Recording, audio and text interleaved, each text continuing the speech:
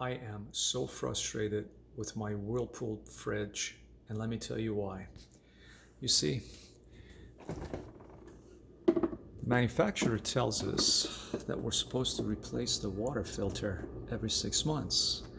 And of course, they make it so easy because we've got bright engineers who thought about all this so that the average Joe like me can get this thing out very easily.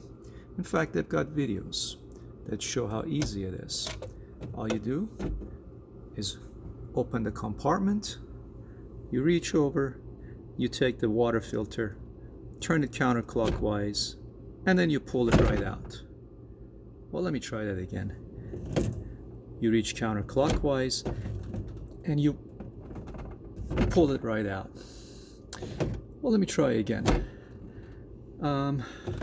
Look, I've tried to do this for several hours now and it's not working. I watched a YouTube video. It says you're supposed to use a hairdryer to get this thing unstuck. Well, I did that and it's not working. So I'm hoping that some awesome caring Whirlpool representative or somebody else who's run into the same problem can help me out here.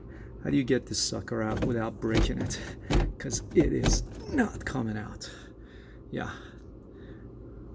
Thank you. I'm tired.